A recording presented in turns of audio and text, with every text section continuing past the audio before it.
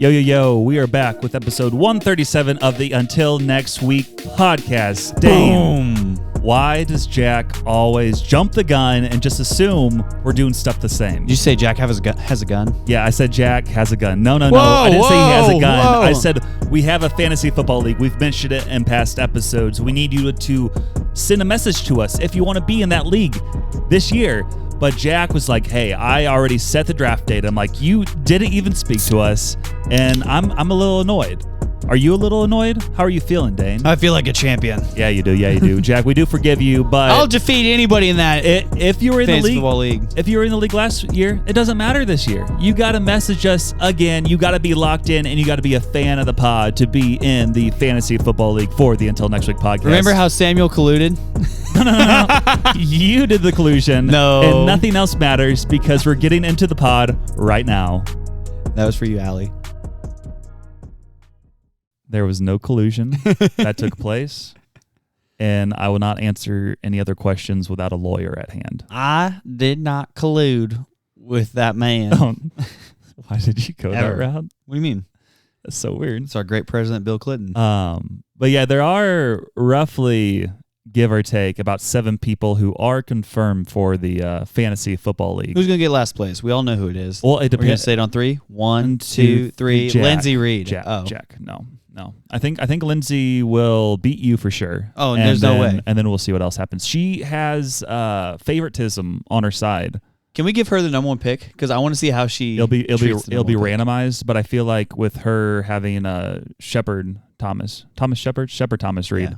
Yeah. I think people might be willing to give her better trades. By the way, this is 1 team per household. Maybe. Shepard can't have his own. No, team. Shepard can't have his own. Yeah. Daniel can't have his own. True. You got to be together here. But if you want to be in the one flesh Until Next Week podcast Fantasy Football League, please send us a message this week. If we still need more people, we will post on the Instagrams and then get everything figured out, get a draft time set, and have some fun. And I will demolish you. Where is it? Won't. Is it this button? You can read the That's names. not the button. We gotta go over You one. can change over. There you go. I want to beat other people. And that includes you listening, people. Neither of us even made the championship last year. Okay. We did so good in the regular season, and then we failed. Yeah, because Allie stole our players and colluded. And I'm still so disappointed. But something else that's kind of random. Do you ever find yourself just like lying for no reason? Whoa. Specifically like at the dentist office. You go there. Well, dentist is not a real doctor. That is true. But they like clean your teeth and everything, and they start scraping around, and they're like, does this hurt? And you're like, no, it's fine. But internally you're crying and like, this is the worst thing ever, but you want to act strong for them. Do you ever go through that? I don't lie to them for that. I lie to them when they say, when's the last time you flossed? I don't. Every day. My dentist doesn't really ask me that anymore. Really? It's either because I appear to be flossing, or they just thought it was a sensitive topic and they just don't want to bring it up anymore. I think they realize that I'm onto them and their lack of doctorship. In what ways? They're not doctors. So you think if they ask you about flossing, that will get them thinking too much, or they ask because I don't know what you're trying to say here. Well, I disprove them to start out with, and then I say, let me take over, and I start digging around. You dig around in your own teeth. You're like, see, that's a cavity. Yeah, see, that's a cavity. That's from the years of Mountain Dew wear and tear right there. Do you also like do the work on your own teeth as well and just end up flossing and doing everything that they should be doing during the appointment? Yeah, they actually exit the room after a little bit. And then I'm sorry. And then I bill them. That's a really good idea. And then I make money on my own teeth. You are thinking. My shiny teeth and me. These are good ideas. Shiny teeth, shiny teeth.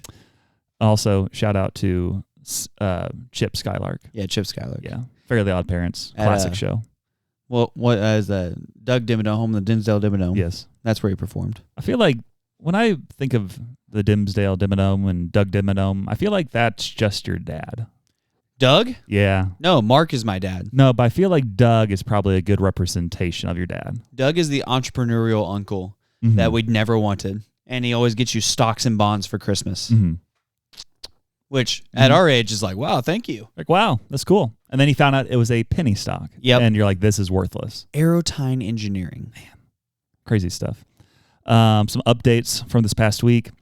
I think I maybe mentioned it on the pod. I don't know if there was a pre-pod conversation, post-pod conversation, or during pod conversation, but I have been using that Bloom card. What does I was that talking mean? about. That was that cool card I had last week that had the fancy packaging. Oh, yeah. And basically, with this card, I can lock down my phone because I have no self-control. I honestly thought it was a Chime Bloom baseball card that you've been buying. Thought I was buying the future GM for the St. Louis Cardinals. I don't know. I don't know what you're into. Yeah. No. It's a card where you can set apps that you want to be locked out on your phone. And all you got to do is just scan the card. It locks you out of those apps. And then the only way to get back into the apps is to scan the card once again. I met someone just like you this week. Go on. Her name is Haley. And she goes, I'm a sucker for free deals. And I go, are you? She goes, yeah. And then she goes, my birthday week, thriving. I don't pay for a thing all week. And I go, you sound just like Samuel. That was very on topic. So did she say any of her favorite birthday deals, or did she just keep it very basic for you? No, I walked away when she said that. Okay, yeah, that's a good time to walk away. But basically with this card, I've been using it specifically at like work before I go in the day. Uh-huh. I scan the card, leave it in my car, and then I'm just locked out and I can't go on like social media or anything. So it helps you to stay more locked in, kind of takes some of those temptations away. It works? It's pretty nice, yeah. But yeah, that is something kind of cool to do. And then I think I might start leaving it in my car, potentially full time, this card. So that way when I get like home, I can scan it. So that way I'm just not like mindlessly scrolling social media for hours and hours and hours. Because that, believe it or not, I don't think that's good for you. Well, it depends. In what way? Do you want comparison? I think that there's a wise person who once said comparison is a thief of joy. Is the thief of joy? Yeah. However, comparison is the necessity for innovation. We wouldn't have Android without iPhone. Android was before iPhone. We wouldn't have Ford without was Chevy. Literally before iPhone. Don't even start. We wouldn't have Van Gogh without Einstein. Dane does not. No, he just he thinks of names and thinks of topics, and then he blurts them out without having any context or facts behind them, and that's why we love him. And we wouldn't also have Baja hate him. Blast without Taco Bell. That could be true. That one is true. In Baja Blast, I will still die on a grave saying it's not nearly as good as normal Mountain Dew or several other flavors. Normal is great, but Baja Blast is amazing. They just made you think like, hey, this is special. You can only get it at Taco Bell. So then they can make it inferior. But it was not inferior. I get it at Taco Bell. I feel tropical every time I sip it. But it's just not as good. No, it's delicious. I didn't say it's not delicious, but it's not as good as the normal flavors, like the original Mountain Dew, or even like Code Red. Code Red's disgusting. It's so good. No, it makes me wanna jump into a moat. Is that a bad thing? Depends. Are there alligators? It depends. Is that a good or bad thing for you? It's a good thing. If there are or aren't alligators. Because if there are alligators, because I've domesticated them. So you want alligators. So Code Red is you jump into a moat with alligators because you domesticate them. And then you get a TV show where you get to be the alligator hunter. Ooh. But in reality, you've trained them so you can do whatever you want, and people think you're always in the risk of being in danger. But in reality, you're fine. Fun fact. You lost your hand in the second season. That was just for a dramatic plot point, though. Okay. Yeah. Okay. But fun fact, alligators lay eggs. Yeah. I know, right? Kind of wild. I mean, they're not a mammal. I know. I don't think. No, they aren't a mammal. Mammals don't lay eggs. Ooh. Yeah, never mind. Yeah. Go on. That was all I had there. Oh. And then besides the Bloom card updates, which I mentioned, where it is, I think so far it's been beneficial. I got to implement it more to hopefully get off my phone more and try to enjoy life, look at the roses each day. But besides that, I did go play a pickleball tournament with Dane this week. Oh, I'm Dane. And he's the reason for our demise. That's all I got to say. Depends on how you look at it. Well, we probably would have won the tournament. And then you're like, hey, I'll ask one of the best players I personally know, Ricky, to go against. And then you helped him because he could not find anybody. And then he brought in someone who is not a professional pickleball player, but immediately when I was introduced, he's like, yeah, this guy's sponsored by this other brand. I'm like, and you invited him, why? Because we're trying to win money here. Yeah. And plot twist. Yeah, plot twist. We didn't win money because they won. In fact, we lost money. Yeah, we did lose money. They got our money because you invited them. You never invite people who are better as a team. But they're not better. But they beat us. Yeah, allegedly. Yeah. We just need a little more gusto. Oh, sure. That's what we need. That's the gusto. Yeah. And maybe just a few times where we dink it instead of hitting it into the net. Yeah, hitting in the net was the bad one. Yeah, we did that multiple times. A little bit of dinking probably would have gone a long way. Yeah, it's harder whenever they're right at the net as well. Yeah. And then his name is Sam, ironically, too. Yeah. And he would take over and just kind of go wherever he wanted to go. Yeah. And so, yeah, we need to take over and not let him control points. We also should probably play together some and not just play in tournaments because we don't have a chemistry in pickleball yet. We have perfect chemistry. Last time we played together was probably, 2 months ago? 2 nights ago. 3 months ago? Oh, you're just going 2 nights ago when we were at this tournament? Yeah, but hopefully we play some more together in the future so that way we get that chemistry. We know how to play together, and then we don't invite Ricky back because he'll be busy on Thursday nights now. I want better players than them to play Not until we at least win a couple tournaments to have some money banked to cover our fees in the future. I want the number 1 and number 2 players in the world to play us right now. At this amateur, not serious pickleball tournament, you want to bring in the people who are way too serious. Yeah, the name of the pickleball tournament is literally Not So Serious Pickleball And then tournament. there's way too many people who are serious, who play in lots of normal tournaments. I'm like, you should not be here. There was 8 teams. Probably 6 of them were halfway decent to pretty good to very good. You think 6 were good? I was going to say only 3 were good. Okay, so I think we were those 2 girls. We were probably the 3rd best team. And then the team who beat us barely, I think, is slightly better than us. If we would have played longer, we could have maybe flip-flop with them, and then Ricky and Sam were number 1. And then there was a lot of teams who were just pretty average. Hence why we got 3rd. Yes, because we did win. Did we win 2 games, and then we lost the 3rd game to Ricky, and then lost the 4th game to the team who got 2nd? Yes. Yeah, because the first team we played against, we were losing, then we had to come back. We were down 1-5. Yeah, because that was crazy. We didn't have. That was our first game we've played together in forever. We didn't have the chemistry going, but then we got locked in and started playing better. It's because we sat down. Yeah, and then the second team was really bad. 11-0. 11-2. No, it was 11-2. Because I started feeling bad. I'm like, we probably can let them have a couple points. It was the first tournament ever. I didn't feel bad for them. I wanted them to question their decisions on the way home. Yeah, they should not have been in that tournament.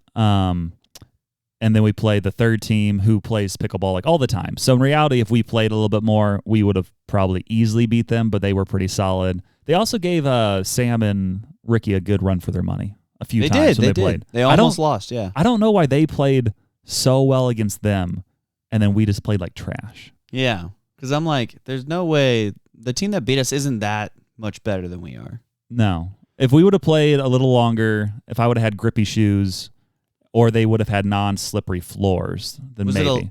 Did they lose 11-9 in the championship? Around that. It was something like It was that. pretty close. Yeah. And we lost to them by like 3. It was like 11-8 or something. Was it? Or like 11-7. I don't know. I remember we drugged that out for a while. Well, it also stunk because there's a couple times where we started having little comebacks, and then they had the stupid balls that hit the net and just barely went over. No play was possible. That killed at least 2 rallies. It did. It was tough. And yeah, that didn't help us out. And then also just like hitting the ball into the net on the serve or hitting it deep every once in a while. We had a few of those. Trying to be too perfect. Yeah. But it's all good. We'll be back. We'll eventually win a pickleball tournament together, but Sam and Ricky aren't invited. I want them there every week until we beat them. But we already went over. They can't be there every week because Ricky has a job. I'm going to cancel his job. You're going to get him fired? Yes. Yeah. That's how you do it. Okay, so what else is happening with you? So same thing with me. Friday Pickleball needs to stop. You're just making up stuff every week. Just throwing out stuff. No, so then after we You didn't even finish your sentence. I know, because I didn't want to say it. Yeah, thank you. But, so I was playing with Friday Pickleball Paddle. I played with the Challenger one. Mm-hmm. Shout out. 2 of them. It was yellow. Yep. And then, so that same guy who's the sponsor pickleball player, after we got done playing, his name's Sam. And then I played Samuel, and then after I got done playing Samuel in singles, I played this guy, Sam, the sponsor guy, in singles, and beat him 12-10. Then I beat him 11-5. Then beat him 11-6. So then I reached out to his sponsored company and said, "Give me free stuff." No, you actually said drop him from whatever program you're doing and make me his role. Make him me. Make him me. I want whatever he's getting. Yes. Yep. But then you realized it was actually a scam. And now they sent me a contract thing, but it was like, oh yeah, just buy our pickleball stuff at a discounted rate. No, give me free stuff. But it wasn't even just like a paddle. Yeah, I know. The contract said that I needed to buy at least one paddle minimum, 4 items of clothing, and then 1 miscellaneous item. And I'm like, and a partridge and a pear tree. Basically. I was like, you want me to spend basically $500 on stuff and then wear your stuff because I just got it discounted. And then they'll be like, this guy's really good. He buys this person stuff. No, send me free stuff and I'll wear it. So I emailed them just that. Yeah. But it doesn't matter because they're trash because Friday Pickleball is better. Yeah. And all you got to do is use the code Samuel14434 and get 2 paddles for extra $5 off. The best deal in pickleball by far. Fastest growing brand in pickleball, Friday Pickleball. So shout out. Yeah, Friday, you have the same offer for me. If you send me free stuff, I'll exclusively use your stuff. You already have 2 paddles. There's no reason to get anything else from them. Give me the Fever one for free, and then give me your merch for free, and I'll do it. You could get the Fever one if you just bought something from their website or emailed them and got a code, and then for free. But you'd have to have 50 people use your code before you got a Friday Fever, which is a lot of people. That's crazy. It would take you a very long time. I want it for free right now. And I want 10 shirts for free. Don't think that will happen. But we can see. Whoever takes me up on this offer, I will only sponsor you and slander every other brand. That's a good idea. Every time I play pickleball. It'll be great. It's basically what I emailed these companies. Mm-hmm. You are actually crazy. I know, and that's why I love it. And speaking of crazy, so last Sunday... And Lindsay's... Sorry, she's not here. Lindsay's not here. She's not crazy. She better not call us again, too. No, so last Sunday, we played this game called Are You Smarter Than a 12th Grader with the kids, the middle schoolers, and I split them up into 2 different teams. I had 6th graders on one team and 7th and 8th graders on a different team. It was about even. And then... somehow at the very end, they were both tied at 6, and I was like, dang, well, good thing I built in a tiebreaker one. It was a calculus question. They both got wrong, so they're still tied. I'm like, dang. And they're like, no, we can't end a tie. And I said, you're right, this is America. And so they were like, come up with a question for us. And I said, okay. I was like, who won the very first Super Bowl? And they both were like, Packers. And I was like, okay, yeah, you guys got that right. They're like, another one. I go, okay. And I said, which philosopher had profound influence on the American Constitution? And the first girl on the team goes, Martin Luther King Jr. And I said, yes. It was really funny. And then she goes, really? And I go, no, you're about 200 years too late. And then the kid on the other team goes, JFK. And I said, again, 200 years too late. You guys are being wild right now. But the MLK one was really funny. Well, I mean, they're both really funny. And so that was crazy. And then I finally said, okay, who was president during World War II? And one person who just learned who John Adams was from one of the previous questions goes, John Adams. And I go, no. Again, 200 years off, guys. You guys are crazy. And then I had to whisper to one of the kids, I go, Harry Truman. And it's like, they were like, what? It's like, who's Truman? Why is he Harry? And yeah, they were like, what? And I said, Truman, just write Truman. And then they wrote it, and I go, wow, this team wins. And then it was great, which technically FDR was also president, but I was like, whatever, we'll just do Truman. This is too long to explain. And so I was like, boom, Truman, you guys win. You win the Llama Bucks. And so Llama Bucks are our currency that we use with the kids. What can you buy with Llama Bucks? Glad you asked. So you can buy Llama Piñata. We also put a real llama on there that you can technically buy for 4 million Llama Bucks. That's a good deal. Because it's 4,000 real dollars. And I don't remember her name, but we did look up one and use her picture. Candy bars, Prime, V-Bucks. Kids love V-Bucks for Fortnite. Things like that. And so those kids are crazy. And so speaking of crazy, Dane's going back to school. You are. I feel like you've only talked about that half a dozen times. I know, but they tricked me. What did they do this time? I don't remember if I said this, but If it was about the FAFSA, you maybe have said it. Okay, it is about the FAFSA. Okay, but say it again. It was supposed to be turned in by July 25th. Then I looked up this guy's email, which I emailed my advisor or whatever. Yeah. And he was like, or he didn't send anything back. So I finally look up the email chain, and his big yellow letters says external email moved to spam folder. And I'm like, sick. Nice. So I never got it. And I look at it, and he said, I can't deal with students over their personal email. Please check your OTC email or your college email. And I was like, dang. And then I looked at the message again, and it said FAFSA due July 25th, and that day was July 29th. And I was like, sick. So then I scheduled a meeting with my advisor, and I went in there today, and he goes, yeah, FAFSA stuff will take like 4 to 6 weeks to come back, so you won't have financial aid for the semester unless you do a B block class, which you can do, and then you can take 2 classes in the spring and then 1 class over the summer, and you'll be good by next fall. I was like, okay, sick. And so now I need to go home and do that and see if they'll let me go for free. Are you just trying to finish your other degree, or what are you trying to do right now? Trying to finish my Associate of Arts degree, which is just gen eds, and then after that, go to seminary. So Would you go to one of the random seminaries in Springfield or something? No. I'm going to go to Midwestern online. Nice. Because then in 5 years, I can get a Bible college degree and master's degree in 5 years. Shout out. Which will be pretty cool. And also my place of business offers some reimbursement for that. So do you have to go through the Midwest deal to get it, or is it like any kind of seminary they will help reimburse? I think any approved one that they say is a good seminary. So not BYU? Not BYU. Okay. No, not yet. Not yet. And then finally, yes, the moment you all have been waiting for. Drum roll, please. My Tay-Tay review. Oh, it is back, and you didn't even forget it. Because I wrote it down this time. That's why I remember. So I'm reviewing Fearless today, and let me tell you something about Fearless. Fearless. Hey, don't be scared. Say what you're thinking. Be fearless, you mean? Yeah. Fearless is one of my favorite songs by Taylor Swift. In fact, Fearless is getting, let me pull up the actual numbers here, 5 million. A rating of 9.7 out of 10. That's big. That's real big. That's the second highest score I've handed out so far in 15 songs. The highest one I gave was a perfect 10 out of 10 to All Too Well, which is amazing, of course. The original 5-minute version, not the 10-minute version, where she cusses and talks bad about the patriarchy. But Fearless is amazing. And it's also on not her debut album, which her debut album was self-titled, I think, Taylor Swift.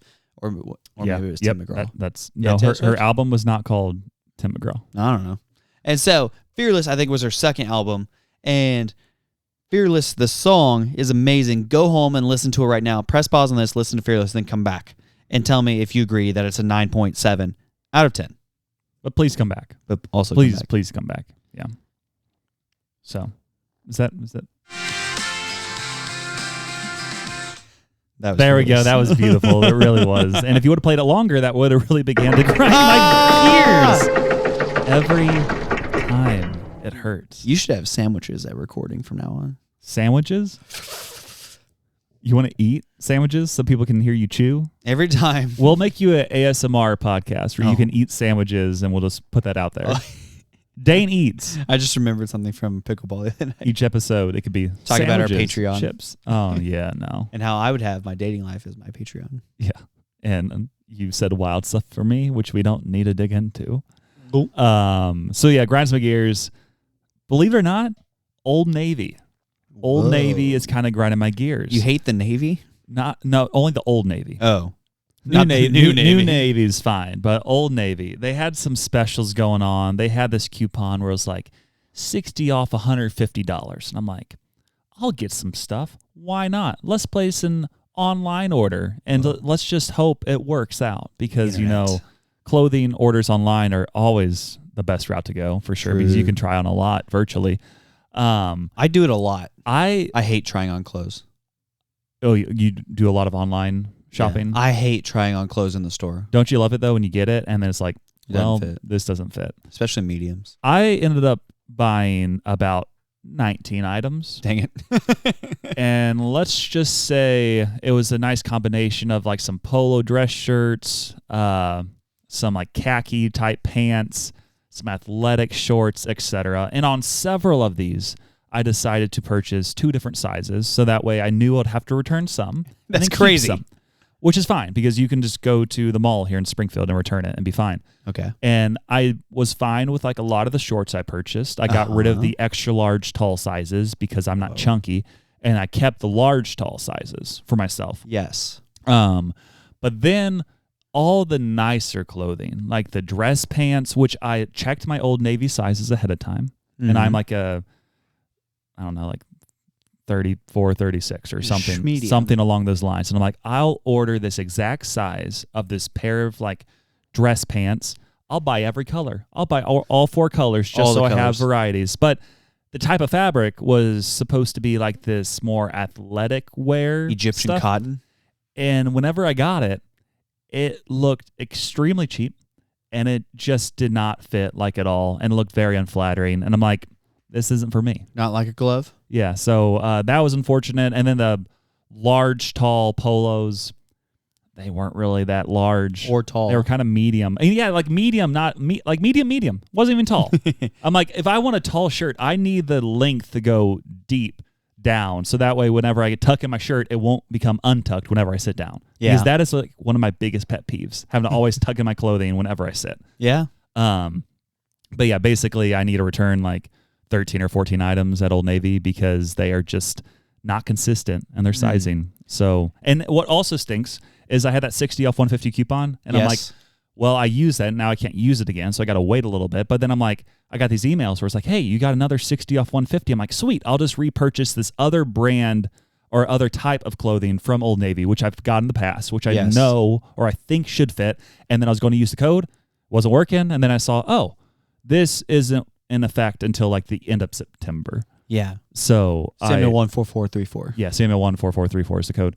So that very much grinding my gears, and we'll have to go through this all again here in about 2 months. Is this at the point where it's burning their little shop down to the ground? Grind your gears? It depends how easy the return process is. I think it should be fine, but if this happens again when I buy more clothing that I think should fit and it fits poorly, then we might burn it down. Then we burn it down. Yeah, I got you. Yeah. So they still have a month and a half to prepare for the worst, but that's true. I think it'll be okay the next time. Dude, I bet Old Navy is a madhouse right now with back to school. Oh, lots of back to school. I feel like they're probably always big, like back to school time, right before the 4th of July, right before Christmas. You got to get those matching PJ bottoms. Yeah. I'm sure there's a few other times in there. I had to wear those for my staff photos. You got to wear those, or you want to wear those? No, I had to. That's pretty fun. So last fall, they bought me some like pajama bottoms from Old Navy. Yeah. And said, you need to wear these for our Christmas cards. And that's awesome. And I was like, no, I'm not wearing this. You did wear them for the card. I said, if we're going to buy some pajama stuff, let's buy something I'm going to wear. They bought me red pajama bottoms. Yeah, because it's for Christmas. I am red. Yeah. I am Christmas. Great. No, I hated it. Boost yourself up for once. And now I can already feel my team. They're going to do something crazy because now we have a girl on our team. I mean, but at least you got some free PJs out of the... I'm pretty sure I threw them away. You're the worst. I don't want them. That grinds my gears. I said it. I don't want Why these. would you throw them away when you could have auctioned them off to the highest bidder on the Until Next Week Instagram? Or we could have gave them out as a gift. True. Like, hey, Dame's game-used worn jeans. Podcast worn jeans. Pantalones. Pajama pants. You know some people would have wanted those. Jack would have wanted it. You could have signed them. I could have signed. Jack does want me to sign something so he can forge my signature. I already had you sign something for him, and I sent it to him whenever he bought the shirt, which you also can buy for $30 shipped if you message us. We still got some shirts left. Large. 25 not shipped. Extra large. And some 1 XXL. I'll sign it in silver Sharpie. We have one medium, but that's for Michael Fuller, but he's never in town. Or he's in town for a month and we just don't see him. Is that what happened? Yeah, he was in town for a month and we didn't see him. That's crazy. How did we not see him one time? He was busy whenever we wanted to see him. And then when he wanted to see us, we're like, we're busy now. Yeah. Cooking. What grinds your gears? Lots of things, really. Number one is kids being kids. That grinds my gears. Yeah, the youth of America stinks. So we were having something called Summer Social. It was our end of summer event. And Summer Socialism? Yes, Summer Socialism, where they learn how to be socialists. Good socialists. Yes. Not bad socialists. So it was Summer Social, though. And then we're playing outside. We're playing Gaga Ball. We're playing 9 Square. And then these two kids go, hey, Dane, and we're doing construction on the youth building, right? Yeah. And there's a giant shipping container that's holding all of our stuff outside of it right now, right? Yeah, including like the fire pits and stuff. Oh. Sorry. We got new ones, yeah, but bigger and better ones, actually, too. Nice. And a new process on how to put them inside when we're done. That was made sure. That's a common joke currently. Yeah. However, the kids were standing next to the shipping container, and they're playing Gaga Ball. And then one of the kids goes, Dane, can I climb on this? And I said, what do you think? And he goes, yes. Yeah. And I go, no. And then the other kid takes the Gaga Ball, turns, throws it on top of the shipping container. No. It's probably a 15-foot shipping container. And goes, what about now? And I said, still no, and you ruined Gaga Ball for everyone. And he goes, oh, man. And I go, yeah. I made fun of him a lot for that. Yeah. And so I was like, you're crazy. And then my intern actually climbed up there and got it for me because he's more youthful than I am. He's about 8 years younger than I am, which is great. So that grinds my gears. Also at this same event, there was this kid being disobedient and climbing on chairs and stuff. And I was like, hey, stop being a nerd. Come over here. Was that Ricky? No, it wasn't Ricky. And whenever I said stop being a nerd, one of the other people who was putting on the event with us goes, Dane, that's not okay. You can't say that. And I go, well, I did, and I will continue to keep saying it. You're the worst person in the world. Well, I'm just like, where do we draw the line at? Should we stop calling them boys and girls? Oh, no. But what grinds my gears is I'm like, listen, if you want to get me biblically, Ephesians 4:29 says, do not let any unwholesome talk come out of your mouth, but only such that is good for building up others so that they may listen. First off, wasn't unwholesome because I didn't say anything that was vulgar or inappropriate or cussing at them at all. Mm-hmm. And then secondly, encouraging to build them up. First off, kids encourage each other by flaming each other. Second off, men in general flame each other, and that's how we bond. I call Samuel a buffoon all the time. That's a good word. And then it inspires me daily. I would not call girls any of those things. Yeah, because they deserve respect. Yes. Men don't. True. And so say it louder for the people in the back. So what I'm saying is, we acted like that's the worst thing that's ever been said ever in a youth ministry building, and it's not. It's just like the time I was in kindergarten teaching kindergartners. Well, I wasn't in kindergarten. I was teaching the kindergartner class, and I said these words, vanilla ice cream sucks. And the lead teacher whips around and goes, Dane, you can't say that. And I go, yes, I can. I mean, how old are the kids? Those kids were 5. Yeah, you probably shouldn't say that. I'll say it again. Because the issue is... What's the issue? If those kids then say it to their parents... That's fine. And they're like, where do you learn this? Oh, in Sunday school. If they're maybe newer at that church or something else, they're not coming back. That's fine. If they think their kid says sucks, then they got a whole different thing going on here. Dane. Maybe humble yourself a little bit. Absolutely Just not. a little bit. Pride is not... Furthermore... I think there's some wise words. Pride goes before the fall. Furthermore... And I think there might be a little bit of the pride there. Furthermore... Yeah? I took this to the executive team of our church already. They said, you're fine, Dane. I said, I sure am. but probably don't do it in the future. I'm going to do it. Just say stinks. Nope, going to do it. Because if we keep letting people tell us what we can and can't say, when do we start canceling the Bible? But that word's not in the Bible. You don't know that. It's not in the Bible. It's literally not in the Bible. You know what is in the Bible? What? I just bleeped you.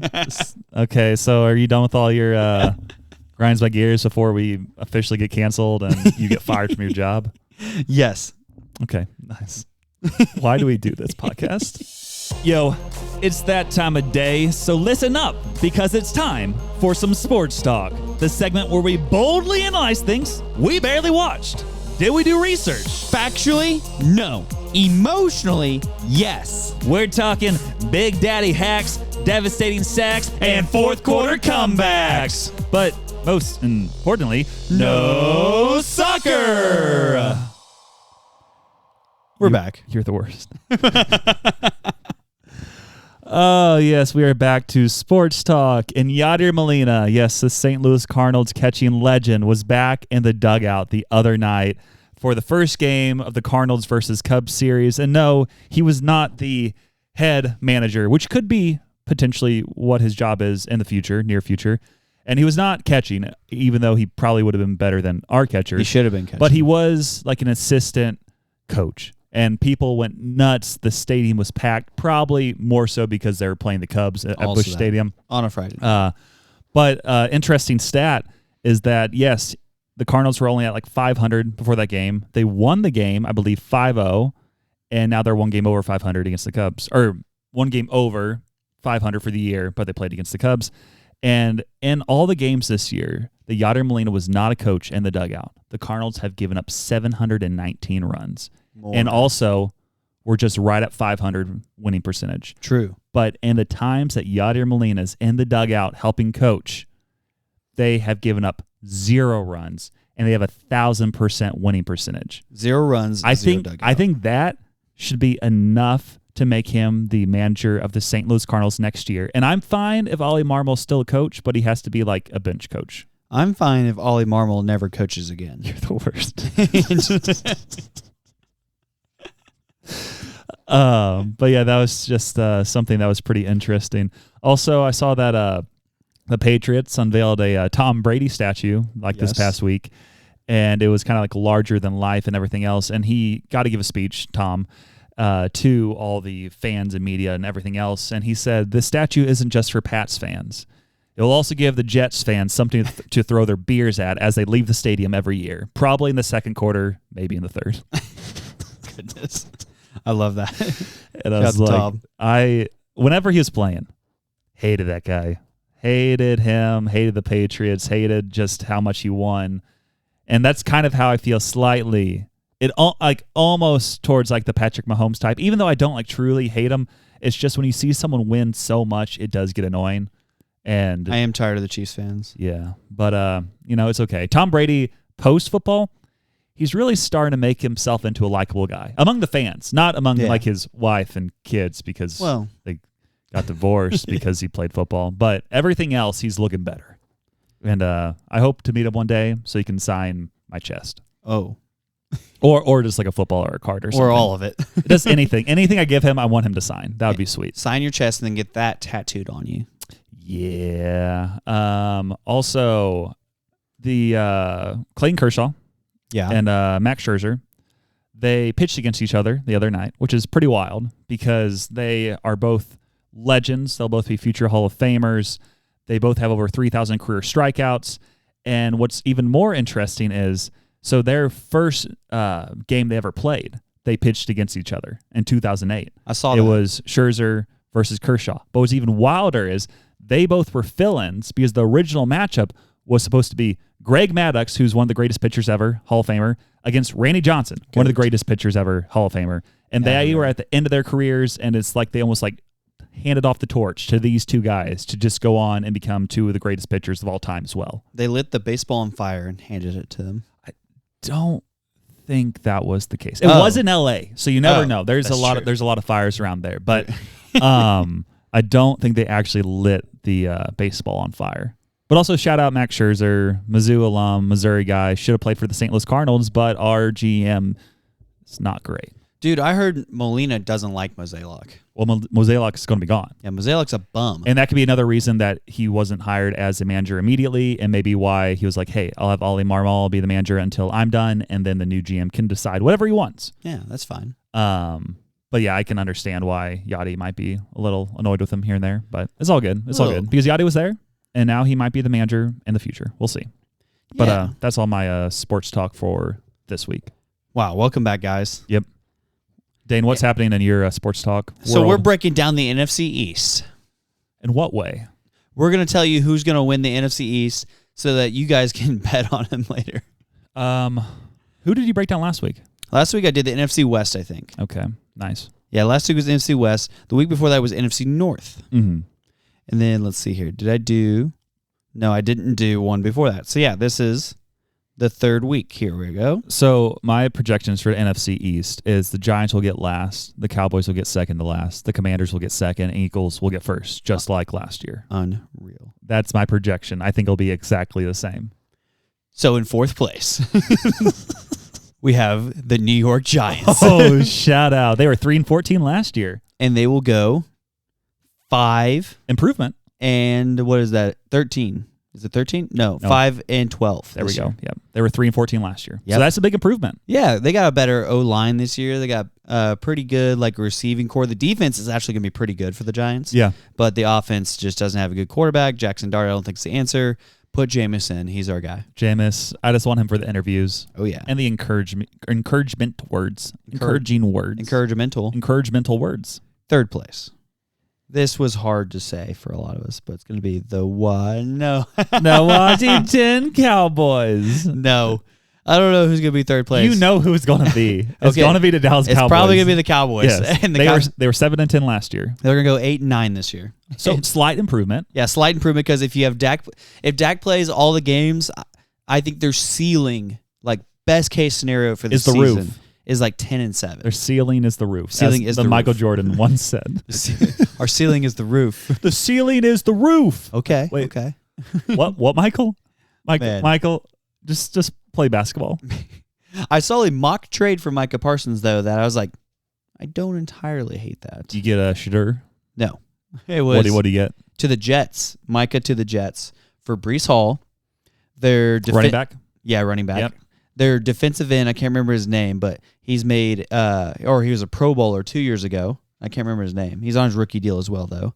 And then 2 second-round picks and a third-round pick. And I was like, it fixes our running back thing. We get a defensive lineman still. I feel like that would probably be the improvement, especially with your running backs being horrible. Very bad. And we still get a good amount of draft picks. And I was like, gosh, I don't know. This kind of makes sense. And we don't have to pay them necessarily. Breece you get to choose who you get to pay at that point. Yeah. Breece is in the last year of his deal. The other guy has a year after this year, too. So I'm like, dang, that kind of makes sense. Yeah. I don't know. It would fix some things. We get a rotational defensive guy. The defense needs a lot overall, but I digress. Yes. And in second place here is going to be the Washington Commanders. Oh, wow. So I was very close to picking them. They were 12-5 last year. Yeah, I was very close to picking them to beat or to finish first in the division because they had a worse record. The Eagles should have a harder schedule. But with the Terry McLaurin saga that's going on, are they going to sign him? Are they going to trade him? Debo's old. Austin Eckler's old. Zach Ertz is old. Everybody's I just old. like Debo because he has a great last name. Samuel? Yeah. Dang it. Shout out. Dang it. Nobody's last name is Biesmeyer. Or Dane. There used to be a Biesmeyer, but then Lindsay got married. True. Selfish. I guess Selfish of Daniel. I guess there's also Cole, but shout out to Cole. We don't talk about him a lot. He doesn't call into the pod. He never calls into the pod. Cole, call into the pod. I know you're not listening. But, no, yeah. So, Commanders, I think Jay Daniels will still be good, but they'll be a little more beaten up because they played all the way to the end. They went to the NFC Championship last year. But it's just, how healthy they're going to be. They're old. Is Terry McLaurin going to be in camp? If he's not in camp, I don't know. The Cowboys could catch him. It just depends. And especially if Debo gets hurt and Terry's not playing, then you got a problem. Did you say what their record would be? So their record, I'm going to go. They were 12-5 last year. They went 12-5 last year. I don't know how they really. I'll go 11-6 this year. I was gonna say I didn't see them really improving. Yeah, by a game. They didn't so much improve, but they have some guys that Dan Quinn likes, and I like their team as a whole. And that's still a playoff spot. They'll still make the playoffs there. Yeah, I think they'll make the playoffs, but I think they're gonna get weaker as the year goes on. It's like one of those teams that'll start hot and then kind of sputter off, but still make the playoffs, then not do anything in the playoffs. So with your fourth, third, and second place teams solidified, who do you think will get first in the NFC East? The Detroit, the Detroit Eagles. Unfortunately, I hate this team the second most out of every team in the league, and it's the Philadelphia Eagles. But the quarterback, Jalen Hurts, just seems like a nice guy. He is a nice guy. I like Jalen as a guy, for sure. But and they got a good fan. Who? Jason Kelce. No. And Bradley Cooper.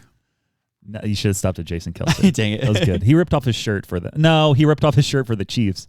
Dang. Jason did? Yeah, whenever they were in the Super Bowl, that's when he was in the suite with everybody. And then I think he ripped off his shirt, went into the stands. And Kylie talked about it, his wife. I think so, yeah. I think that was 2 years ago. That's hilarious. Him and his wife met on Tinder. Yeah, or something. Yeah. And they're like, who are you? I'm like, that's crazy. Especially when they're both they're both star athletes. Yeah. She played for Team USA soccer. It is wild how that works out sometimes. Yeah. You're like, man, even the professionals can't figure it out at all times. Yeah. I mean, just ask Taylor Swift. Yeah. So yeah, Taylor Swift's on Tinder. It'd be wild. Everybody's like, this can't be real. I'm going to swipe left, swipe left, swipe left. And then Travis Kelce is defaulting swipe right, swipe right, swipe right. Yeah. And that's how they match. How is there not a celebrity Tinder? I'm sure. I think There's gotta be. They have a really high profile like dating service. I don't know what it's called. But if I remember correctly, this random dating service is like $100,000 a year.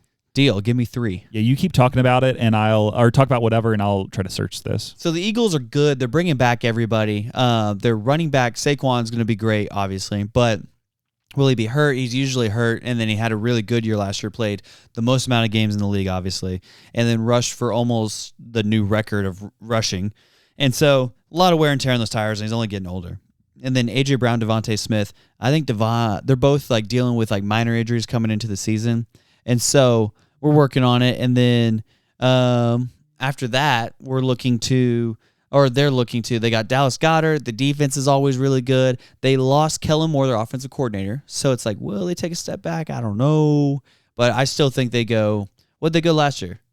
They're 14-3. They're 14-3. I think with all the other teams you said basically improving, except for the Commanders, I feel like that means they'll go like 13-5. I'm going to take them. Or 13-4. Yeah, I'm going to go 12-5 for them. Okay, so drop down 2. 12-5. Yeah, they just played a lot of games. I think they're going to be dealing with nagging injuries, and then they'll be beaten up on teams in their division, though. They'll be beaten up on what are their names? The Giants. Yep. And then they'll split with the Cowboys, split with the Commanders. And then it'll be great. And so, speaking of which, the very first game in the season is Cowboys-Eagles, and you guys are all expected to watch. I guarantee one of them will win. I guarantee the Cowboys are going to win by 1,000. 400,000 even 8 million. So I found most expensive dating services for millionaires, and there's something called Kelleher International, and it says price range is $50,000 to $150,000 plus per year. And the highlights are a VIP matchmaking, life coaching, and global reach. They also have this other one called Elite Connections, which is up to $200,000 for a 2-year VIP service. And then some other ones are also extremely expensive. Can I have 3? 3 people you match with, or 3 of those services that all cost like $100,000 plus a year? I want the same exact account, like pictures and answers to whatever the things are, but I want the names different every time. There's Dane Biesmeyer, there's Zane Diesmeyer. And then there's Bane Kiesmeyer. Bane, you said? Bane. Oh, okay, good as Bane. Bane, B-A-N-E. Kind of random. Throwing back to our first episode ever, the topic of male engagement rings came up this week. Dude, yeah. Wait, did it come up with you too? Yeah, it did actually. This happened at work. Like, so I was talking to like a random person. And they're like, yeah, you never really know with like guys. And I'm like, yeah, they should make male engagement rings a thing. And then back in my mind, I'm like, don't tell about the podcast. Don't tell about the podcast. And I held back, but I'm like, man, that took me back to episode 1. Legit, one of my coworkers got engaged 2 Thursdays ago, and so he talked about it with me and how she was like, the guy should have an engagement ring too. And then I was like, yeah, male engagement ring should be a thing. Yeah. Legit, maybe this is a sign. Did you bring up the podcast? No, because I did not remember that we talked about that. Was like the first episode. We talked about male engagement rings, and we also talked about something in the shower. I don't know. Singing in the shower, probably? Don't think it was that. I sing in the shower a lot. I'll pull it up really quick. I think this is a sign we need to start a male engagement ring business. I think a part of that with the male engagement rings is we also brought up like maybe they just have a T-shirt that says engaged. Yeah, I think that was what we said in episode 1. Also, I briefly listened to part of episode 1 like a week or 2 ago, and I'm like, man, was it rough? We had no energy. It's just like, so this is whatever, and then like I casually make a joke, and you're like, dang it. And then now look at us with our own drops and everything. Episode 1. We had, here's what it was. It's called We're Back. And it said, Dane and Samuel discuss toilets in the shower. Yes. Male engagement rings, and how our friendship led to the creation of this podcast. Wow. And then for a few episodes in a row, I talked about podcast analytics. And then I'm like, what am I doing? This is stupid. This has shaped into this point right now. Yeah. We're humming and hawing. Episode 4, though, talked about the Dallas Cowboys kicker, because I think that's when he was starting to miss everything. Oh, Brett Maher. Yeah. That was 2 kickers ago. Yeah. And then we now also we have talked Brandon about Aubrey, the GOAT. the controversy surrounding Mufasa because Mufasa, you said it's not the rightful king. yeah, Scar's the rightful king. Mm-hmm. I'm still on this. And then episode 3 was Prank Wars. We had that in there. I got pranked in my work. I forgot this was part of it. We had Dane and Samuel discuss our New Year's resolutions, ongoing prank wars, Dane's finances, and gun control. Ooh. Forgot that we threw that in there. Just to be like, what? Yeah. What are you talking about? We didn't actually discuss gun control on that. No. We did at the end. We were like, hey, and now we're going to talk about gun. Nope, we're out of time. Yeah. Good times. Man, old times, good times, fun times. And so that was my sports talk. End. Yeah. So here we go. Okay, we've officially thrown the script out the window. It's time for the main segment. And honestly, who knows where this is going? We don't. You don't. God does. But he's not telling. Welcome back to our main segment where we draft the best back-to-school supplies ever. Especially, and we're kind of putting ourselves like in the elementary school mindset because that's when you're most excited about back-to-school supplies. You don't really care about back-to-school supplies too much. Like in college, you're like, dang it, I got to go back. Or high school even, you're like, not very exciting. But elementary was prime time for back-to-school supplies. So we're going to go back and forth. We're only going to go 4 each. Do a little snake draft, see what we think here. We might have a little bit of arguing here, depending on what we define as school supplies, because I currently have one honorable mention, which I don't think should be included in the school supplies realm. So if you bring it up, I might have to take you down. We'll see. We'll see. We'll discuss and see where we're at with it. But yeah, do you want to just dig into it? Do you want to flip a coin? Do you want to ask Siri? How do you want to decide who goes first here? Siri, who is better, Dane or Samuel? Ooh, let's see. Come on. There's no one in your contacts named Better Dan. Whose contact info are you looking for? Interesting. Just ask Siri. Be like, hey, choose Samuel or Dane. Samuel or Dane. Let's see. I'm sorry, I didn't quite catch that. Could you please say that again? Choose Samuel or Dane, or I'm going to burn your app to the ground. Ooh, that's a good way to put it. Let's see. You'll need to unlock messages with Face ID to continue. Okay. That's crazy. So I'm going to put a number behind my back, and you guess 1 or 2. I will not change. 3. Say a real number. 2. It was 1. Dang it. So, which means I get to go first. And for my first overall pick, I'll pick a new box of Crayola crayons. One of those words. Whatever word means the most to you, that's the word that it is. It's crowns. Yeah, because they were elite back in the day, like the 24-pack. Like, yeah. I didn't even use crowns that much. Crayons. Crayons? Crowns. It's crowns. I'll say every single one. I'll for the purposes of this episode, I'll just say crowns. Crowns, crayons, Crayolas. I'm going to say crowns. Yeah, I don't even think I used crowns a lot growing up, but just getting the new box was something different. I'm like, man, these all are like fresh bite out of it. They're take a bite out of it? I think we use our school supplies for different things there, Dane. Oh, sorry, I get hungry. Yeah, that explains a lot. Yeah, I don't know what it is about. What's that supposed to mean? I mean, just because you have a fancy college degree. I wasn't gonna go down the route, but you brought it up. College is racist. There, I said it. And you're the one going back. I know. Yeah, new box of crayons is elite on so many levels. I mean, get out of the coloring book and you can do anything you want. You have all the blue and red and green because those are the only colors that people use aggressively. And then you have the random colors are just kind of pointless. The gray. Yeah. Like no one ever used gray. No, just go straight black. Yeah, why would you use gray? That doesn't make any sense. The paper's like... Or white. White was wild. White was kind of dumb. Yeah. Unless you colored the whole thing black and then colored white on it. Or if you had a black construction paper. Yeah. And we're both artists, so you can trust whatever we have to say here. But that's my number 1 overall pick, a box of crowns. Dane, what are you picking for your number 1 and number 2 picks? Well, I'm glad you asked. Yes. Now, I didn't change this at all, so I'm going to read you specifically what I wrote for number 1. Okay. Crowns with the sharpener on the back. So that doesn't count. What do you mean? Because it's the same thing. No, you didn't have the sharpener on the back. It's the same thing. You got to pick someone. I want the one with the sharpener on the back. That was the only thing I actually wanted on this list was crowns with the sharpener on the back. This is Justice for Dane. This is the same thing. It's not the same. So I wanted a 32-pack of crowns, not a 24-pack. I wanted the big one. I wanted a big one with the sharpener on the back specifically. No. But that's a great honorable mention for you. No, it's but what I not. need. Just pick something else. Fine, I'll take mechanical pencils. Okay, that's a good pick. That's a good pick. There we go, Dane. Specifically, hold on. Everybody hold on. Yeah, we're waiting for you. It was like a G something, like a gel, not gel. Oh, the OG? No, I'm trying to think. Ananobi? Let me see here. Mechanical pencils. I bet you spelled mechanical wrong. Oh, yeah. Not even close to right. MCHNECL. But it knows what I mean.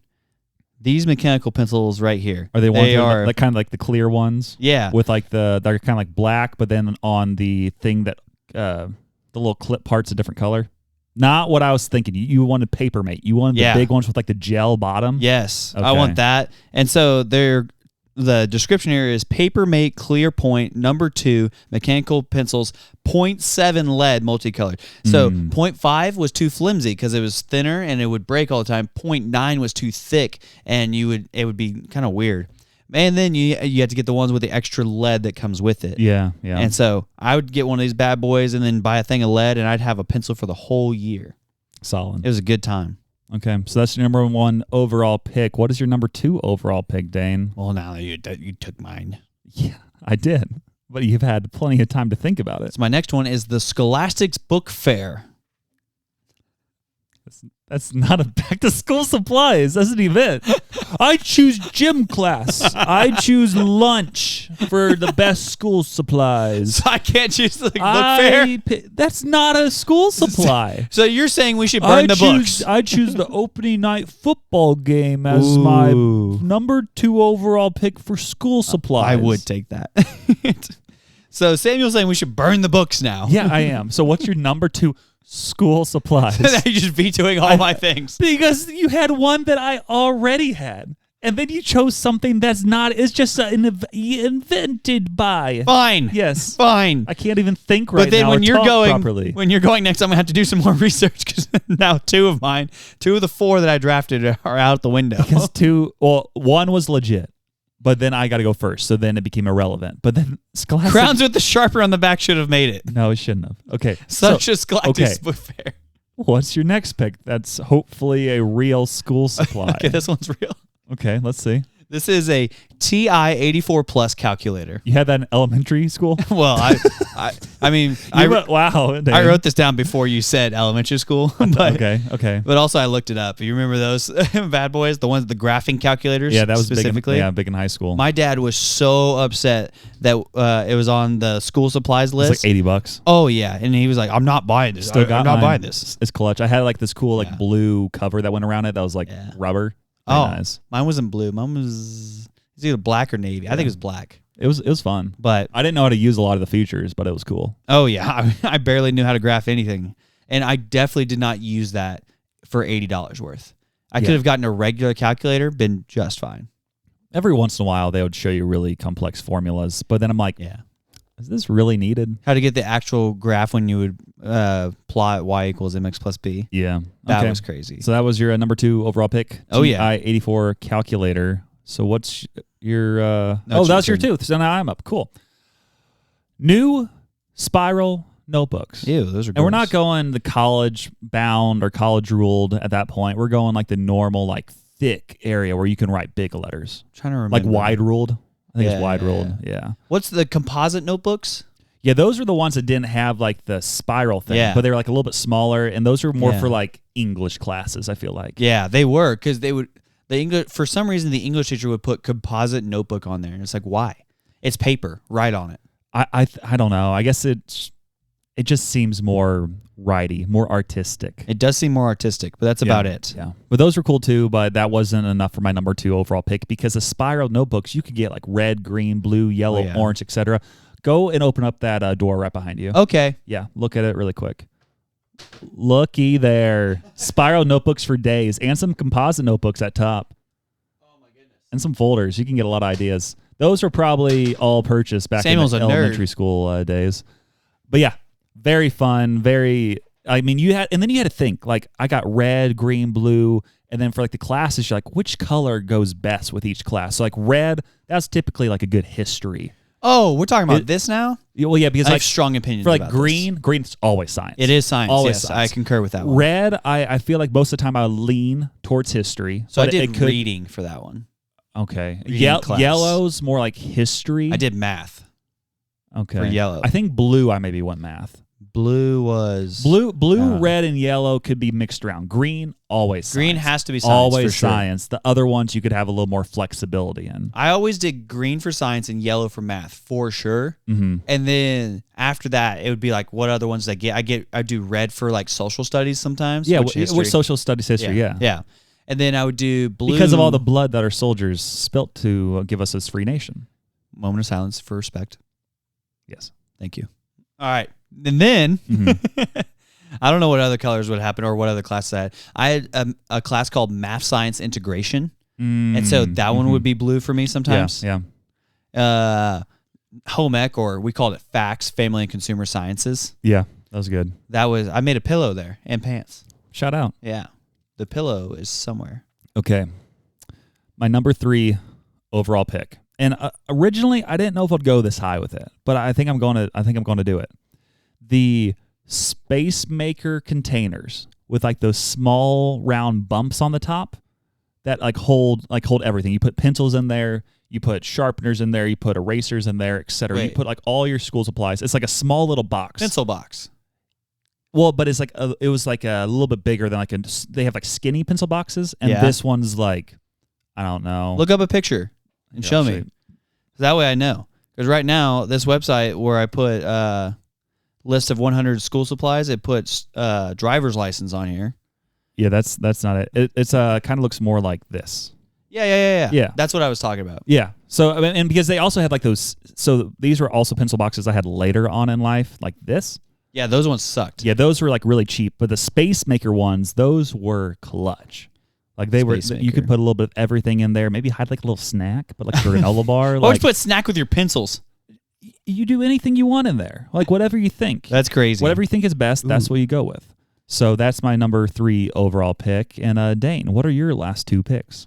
Okay, we didn't get as far as we wanted to. Oh, in the search.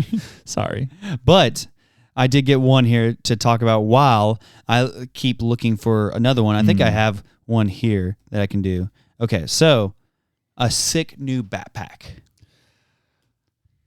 So that was the one where originally I was like, is that school supplies? Yeah, what do you mean?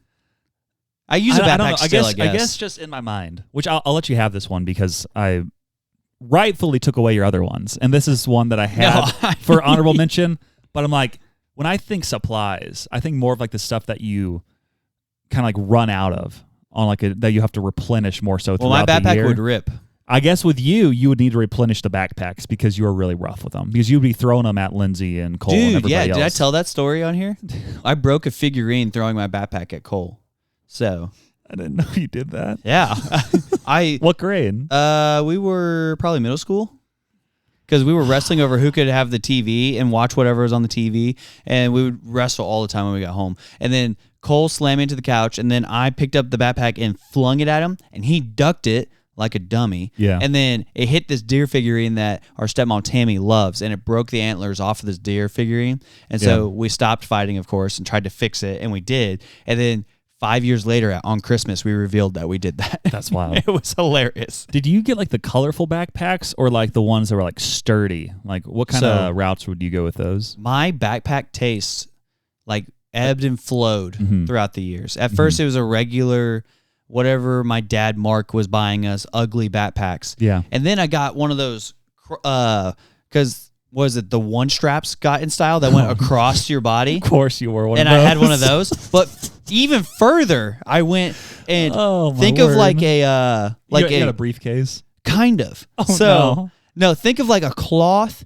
like across your body, one strap, and then it's like a I can't even think of how to describe it. It's like a soft briefcase in the back. Yeah, like a soft thing, but bigger. Oh, man. I had that one year, and it was so annoying. This is totally something out of like early 2000s high school movies. It was, yeah. Yeah. I thought it was so cool originally, but then me, Lindsay, and Cole had to walk like a mile home every day. It was the worst thing to like walk any distance. It's probably like flinging around a little bit too. Oh, imagine something hitting your leg every step. Yeah. And it's like, so then I would like hold it up here. So it's basically like it's like if you were riding a horse, that's what the backpack's doing to you. Kinda, yeah. Yeah. Because if you're riding a horse, you're slapping it over and over and over. It was terrible. Yeah. I'm glad that was your number 3 overall pick. Well, that one was, but a cool backpack is great. And so I now have a really cool backpack for work. Did you ever have the cool backpacks that had the little slit in the front where you could put like a flip phone? I put headphones in there. Yeah. So back when it was wired headphones, I'd wrap them up, and there was a little spot right here on one of the straps that was perfect for headphones. Yeah. So I would do that. I put a flash drive there too. Nice. And then that was about it. But cool. Yeah, really I think cool. For me, I was homeschooled up until high school, so I didn't really need like a backpack. But then high school, I think I only had 1 or 2 backpacks for my entire time, and one of which was I think maybe like a LL Bean. Oh yeah, like backpack. So it's like kind of more of like a outdoorsy type backpack, but it was made really sturdy. I still have it to this day. I don't think it like ever really wore out. But then in college, I was going to get like a really nice backpack that had like a spot in the back to hold like a laptop. But it was really cool. I didn't actually have to buy one of those because there was this swimmer whose parents knew me well, and they randomly had like a backpack that was 4 laptops, but it had a Missouri State emblem on it. And their daughter was going to Florida State, and they're like, "You're going to Missouri State? Do you want this?" I'm like, "Yeah." Yes. So I wore that for all 5 years of college, and I still have it. It was made really sturdy, hasn't like broken down at all. I feel like I've seen that. Yeah, I've seen you carry it around. It's it. It's that one right here? No, it's not this one. I would say that's crazy. I don't think you've seen that one. I don't know, maybe. But it was a cool backpack for sure. So that was your number 3 pick. Hopefully that gave you enough time to think of your number 4 overall pick. Well, the backpack I have now is a Lululemon backpack that has our church name on it. Shout out. Embroidered on it. That's nice. Which is really cool. Nice backpacks, even to this day, are like sweet. Oh, yeah. Yeah. And then the last thing for my picks is... Hold on. You got this? I don't know. Okay. Ooh. Got one. Yeah. iPod Nano. Not school supplies. Why not? That was so cool. That's not school supplies. That was a necessity on the bus. I just want my smartphone. I want my When snacks. I got an iPod Touch too, that was cool. Oh my word. You just don't know. Sure, you can have iPod Touch. It'll take you an hour to think of something else. No, I had one that was kind of lame. I didn't want to say it, but it was an accordion folder. That's fine. That's cool. I know that because that's a real one, but it's lame. Accordion folder. There we go. And I never really had a reason to use accordion folders, but they're pretty sweet. I had this cool Spider-Man one back in the day, and I would always separate my papers. Doing that and be like, oh, math go up here and this and here, and then I would just carry around this binder, and I would just have one binder for everything. Yeah, and that was good for backpack reasons, but bad for like, oh, I'm pretty disorganized and I have no idea what is actually in this folder reasons. Yeah. Okay, so for my last pick, I'm just gonna do it. A portable pencil sharpener. I thought about putting pencil sharpener on here. Those were so elite. And especially like in elementary school, I feel like I hadn't really converted over to mechanical pencils too much. Yeah. So you needed that really cool, colorful, portable sharpener. There was nothing like having a wood pencil back in the day. It was so clutch. It was so nice. But you needed to have a pencil sharpener that like caught its own like shavings. You can't have like the open-faced one. I had a few of both. Yeah, it's good having a good variety, but those I have this one in mind that was kind of like an oval shape. Yeah, I think I can picture what you're talking about. But that's like the classic one I think of immediately. Think of like a green oval shaped one. Yeah. And those were amazing. But then you get to the point where you're using mechanical pencils and you're like, why don't I use these pencil sharpeners anymore? Yeah. And you kind of miss it at times. Well, and also the nice thing about those are you get to use it with a pencil that has much stronger lead than mechanical pencils, because mechanical pencils, they just break over and over and over and over and over, and you got to keep on getting more lead and more lead and more lead. But getting more lead was hard. Yeah. I remember being genuinely concerned, like, I don't know how I'm going to go to science class now because I need more lead. Yeah. I always had to have like so many of those as backups. Oh, yeah. I would, like, it was like farming almost. Like, you would try to scavenge different like leads and then try to make it work, and you try to get 0.5 to work, but then it would fall out, but etc. Yeah. And then I would have, what was it? Oh, I remember in middle school, I had one pencil of each kind of lead. Yeah. Because then I would ask my neighbor, what, can I borrow some lead or can I have some lead? So you're dealing lead? Well, yes. But I would ask them that, and they'd be like, oh, well, I only have 0.5. And I'd be like, that's fine. I have one of each pencil. So whatever you have, I can make it work. You just need to give me some lead. And they give you one stick of lead. So who uses 0.5? Well, I got one just because some people would have, like, rarely would have that. But everybody had 0.7. 0.7 was cool. Yeah. That's the one you need for, like, all the Scantrons, probably. Yeah. But, yeah, those are all of our picks. I did have some honorable mentions. They were, like, number 2 pencils, like the ones you have to sharpen. Ticonderoga, specifically. Also, like, a set of colored pens, colored markers. Markers are cool. Glue sticks, scissors. Colored pencils. Multicolored binders. And then paint, or not paint to huff, glue to huff. Huff paint, huff glue. What? Sniff and glue. Or what do they do? Do people eat glue? I don't know what they do. I didn't do any of that. I just thought it'd be funny. Right. Yeah. What was it? Oh, yeah, you said, pencil sharpeners and stuff, and lead and mechanical pencils. I usually would have to, like, steal these from people. Oh, no. And that's why you threw their backpack at them. So as you're, like, all dazed and confused, you steal all their supplies. Or people would just give it to me, or I would trade for it. Yeah. And so what would you do if you bought your kid something, and then they it? come home? Yeah, they just traded it. I mean, I guess it depends what it is. If it's, like, a pencil or, like, a crown or something, like, I don't really care. But if they're trading their backpacks, I'm like, what are you doing? You traded your $45 backpack for this $12 one? Yep. What do we teach you? My son's Obviously not getting nothing. a backpack back. Like, I will not be getting him another one. My daughter, I'll get her another one. Yeah, cool, pink one. Well, maybe. Whatever she wants. True. As long as it's not an Eagles backpack. Yeah, no. Or a Chiefs backpack. Oh, the worst. She's not getting it. My daughter and my son will not become no dang Chiefs fan. Not in this life, not when I'm dead, not any time after that. Okay. You got me back on how much I hate the Chiefs. Well, do you want to? I think that's an easy transition then. Yeah, let me tell you something. If you're driving, it's probably best to just go ahead and pull over. If you're walking, go ahead and pop a squat because it's time to open your cranium tank and pour in some knowledge because it's time for Dane's Manifesto.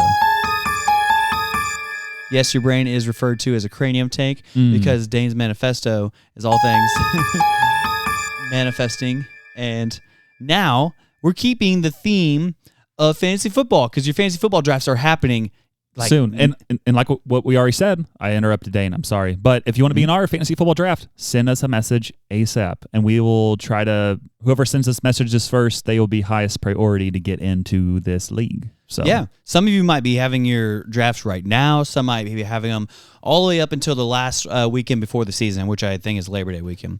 But so we're going over best. I think I'll have a tips and tricks segment at some point. Yeah. But right now we're going over top 10 at each position. Last week was quarterbacks. Go back to Dane's Manifesto last week, and you can listen to the top quarterbacks. And Shout out. This week we're going over the top 10 running backs. And so one of the tips and tricks that I would give to you, this one is so easy that I'll give it to you for free, is that contrary to popular belief, quarterback is not the most important position in fantasy football. It's the most important position in real life football, but this is not real life football, hence the term fantasy football. So it's all about scarcity. And so what is scarce? Running backs are scarce. So they're not of utmost importance, but they're right up there with the top running backs and the top wide receivers. Those are the two that you want to go for in the first several rounds. You might take a quarterback later. Same with tight end. It depends on who the quarterback and tight end is. The better they are, the earlier you take them. The worse they are, the later you take them. Same concept with running backs and wide receivers, but you're playing more of them because in a typical league, you're playing 2 running backs, 2 wide receivers, and a flex, which flex is either running back, tight end, or receiver. And so usually we'll play a running back or a wide receiver. So here's my top 10 running backs going into the year, starting at number 10, a guy near and dear to somebody's heart sitting here on somebody's heart, sitting here on the podcast studio, Josh Jacobs. Oh, Jingleheimer Schmidt. Wow, Josh His name is my name too. Now, Samuel, you watched him a lot last year. Are there any kind words you would say about Josh Jacobs? He was a frustrating player to have on fantasy football. Why? Because sometimes he would be like, man, this guy's amazing. And then other times it's like, score a touchdown. It's true. Just score a touchdown is not too hard. Just go over the line. That's true. And he was still a solid fantasy football player, but he always left you wanting a little bit more. Yeah, he would have those weeks where he would have 25 rushes for 55 yards. Yeah. And it's like, okay, well, I only got 5 points out of this. You should have fell in the end zone once or twice. Yeah.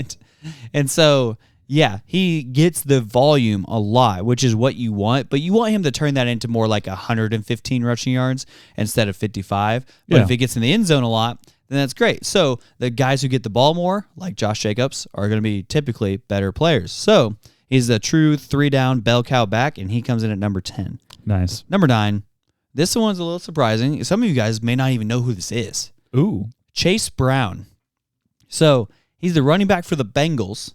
And last year, he came on pretty strong in the later part of the year, which I've done some research and figured out why. And it's because the guy who was the was the Carolina Panthers offensive coordinator whenever Christian McCaffrey was there, is now the Bengals offensive coordinator. And so they throw it to the running back, check down to the running back like crazy. And also, they just don't have any good running backs on their roster other than Chase Brown. Yeah, those running backs are nice when they start catching a lot of passes. Yeah. That's what helped Aaron Jones back in the day for the Packers. He would get a lot of passes. But I'm looking right here, and it says James, what is this? You said Chase Brown. Chase Brown. It said that he could potentially be third on the team in receptions and receiving yards. Yeah, right behind two of the better receivers in the league. Two of the highest paid wide receivers in all football, yeah. Yeah, Jamar Chase is like top 3 receiver in the league, and then T. Higgins is like, I don't know, somewhere in the 10 to 15, 20 range. Yeah. And so then Chase Brown coming in with receptions after that. If you're in any sort of a PPR league, point per reception, so if they catch the ball, they get a point. Then he's more valuable as you go up. So Chase Brown, watch out for him. He's going to be a good player this year if he stays healthy. Yeah. Next guy, Bucky Irving. He just made that guy up. I know. He went to Oregon, and now he plays for Tampa Bay. Came on strong at the end of the last year. He's fresh. He's got good legs. They're in a good offense with lots of receiving weapons there. And so it should open up the running game for Bucky. So watch out for Bucky this year. Shout out. Now we get into the number 7 here. You've heard of this guy. His name is King Henry, Derrick Henry. You have him at what? I have him at 7. Too low. Well, you'll hear Too these low. other ones. Okay. So Derrick Henry's great. He's getting older, though. Lamar is going to vulture some touchdowns from him, but he's still amazing. He's just getting to be up there in age, 31 years old, I think. Last year, he had almost 2,000 rushing yards. Yeah, I didn't know we were talking about last year, Samuel. We're talking about this year. Okay. And so Derrick Henry's great. It's just, is he going to stay healthy? Is he still got the explosiveness? Yes. Is Lamar going to be amazing again? They got a hard schedule, etc. So Derrick Henry, number 7 of the top 10 running backs 7 that I is a have here. steal. I hope to get him at 7 or whatever. This next guy, this guy's going to take the league by storm. He was drafted in the first round this year, number 6 overall. So he is fresh. He is ready to go. Generational running back, Ashton Genty. So he plays for the Las Vegas Raiders, who drafted him number 6 overall, like I said. And in college at Boise State, if you go watch his tape, he is bouncing off of fools. He is receiving like crazy. He is a true 3-down workhorse back, and he's one of the only bright spots on the Las Vegas Raiders. And so they're going to give it to one of their better players. So Ashton Genty is going to be amazing this year. He's young, fresh legs, ready to go. Ashton Genty. Now, Number 5. You'll probably disagree with this guy too. Derek? Saquon Barkley. So No, he killed it. Why would it? Oh, you're saying because I think he's too low. Too low. So number 5 though. Oh, because he's on Madden cover this year. Yeah, Madden Curse Oh. doing his trademark not backflip, but jumping backwards over a defender. Mm-hmm. And so he's going to be great, but will he stay healthy? Will the Eagles want to throw more? Like, what's this going to look like? They had a lot of games, like I said, last year, so we'll see how Saquon does this year. Number 4, a guy named Jahmyr Gibbs, who is emerging as a fantastic back. He's got juice in the running game. He catches. He's great. Like, he's basically a wide receiver, but we're waiting for him to kind of take over the role from David Montgomery. He'd be higher if he didn't have David Montgomery there, taking away some of his carries. Mm-hmm. So he's awesome. Number 3, last guy that you would probably be like, why is he up here? Devon Achane. He plays for the Miami Dolphins, and he is a receiving monster. So Tua loves to check it down because Tua doesn't know what he's doing. But Devon, He is great. He will take it and go to the house all the time, and then he'll rush it too, and he's got lots of great rushing carries. His first season in the NFL, he averaged like 7.3 a carry. Second season, he averaged like 5.5. He was elite that first year. Oh, yeah. And then he kind of fell off. He's a little injury prone. Yeah. So if he stays healthy, he'll be pretty good. Actually, he'll be great. And speaking of injury prone, number 2. Can you guess who I'm going to say? You're going to go, at this point, McCaffrey. Christian McCaffrey. So every year that he's healthy, amazing, awesome, going to be the best. Every year he's not, guess what? He's not.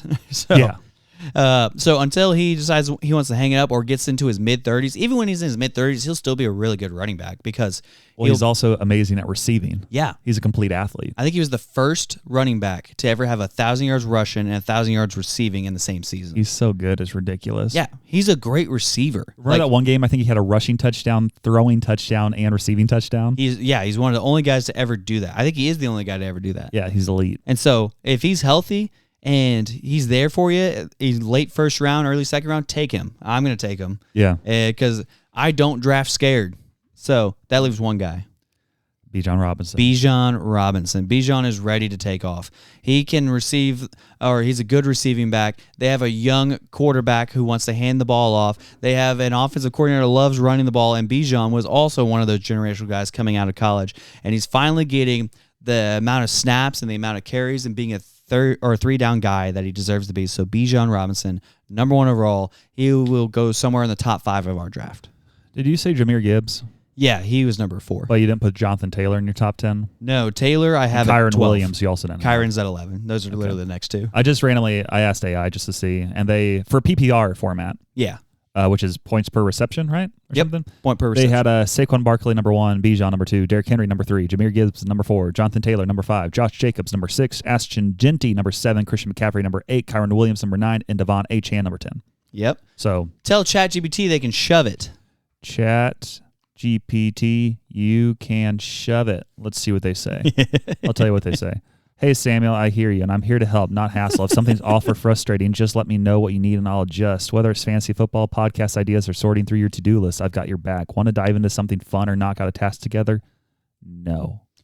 And that was Dane's manifesto. That's awesome. Sam's little known facts, out of the box and off the tracks. Oddball genius that knows about tax. Sam's little known facts, and he never listens to Jack. Welcome to Samuel's Little Known Facts, part 22. But before I get into this, ChatGPT, or whatever AI I'm currently using, Copilot, they responded one more time after I said no. And they said, thanks for sticking with me, Samuel. I see you've got a lot going on, from podcast playing to merch logistics to fantasy football. If you ever want help organizing your podcast segments, drafting merch messages, or even brainstorming new episode ideas like Jesus at the Olive Garden, that title is gold. I'm totally game. And if you just want a breather or to vent, I'm here for that too. Want to dive into something light like top 5 worship songs or best pasta draft? Or should we tackle something practical like your digital will checklist or YouTube channel recovery?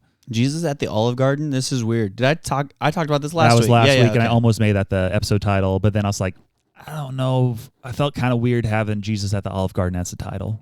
So I was like, I'll just go Will Ferrell versus Adam Sandler. We'll see. But anyways, little known facts. Did you know the tug of war was in the Olympics from the years 1900 to 1920? And tug of war is just an elite game. Last time I did it, I think, was in college. I think it was like before my senior year of swimming. And we had like an outdoor workout on the football field. And for some reason, we were doing like a tug of war type competition. Guess when the last time I did it was? Probably yesterday. Tuesday. Yeah, go figure. It was crazy because I have not done it since elementary school. And then Brad Lotes, our pastor. Of course. Well, all of the college ministry was trying to find stuff to go away for their leaders retreat weekend. And then they found a tug of war, and then he made all of staff do a quick tug of war. It's awesome. Put everything down. We're going to do this We're real doing quick. it right now. I want to see this. Yeah. And then my side won. I'm doing something. Nope. Put it down. Yeah. Put it down. Yeah. So it was funny. It's impossible to hum while holding your nose. I think I... Do it, Dane. Hold your nose. Hold your nose. Stupid. Hold your nose. You're not holding your nose completely. Okay, yeah. It doesn't, when I held it really tight, it wouldn't do it. Yeah, it doesn't really work. Number 3, the Pope can't be an organ donor. That's lame. Why not? I don't know. This is just little known facts with no context. Number 4, Japan has 1 vending machine for every 40 people. Is that a lot? I was trying to figure that out. So what do you think USA is? Roughly. I'm going to guess 1 per 12,000. Okay, that's... What? Just to put that in perspective, there's like 170,000 people in Springfield. That means you think there's like 15 vending machines in the entire city of Springfield. Do you want to change your guess?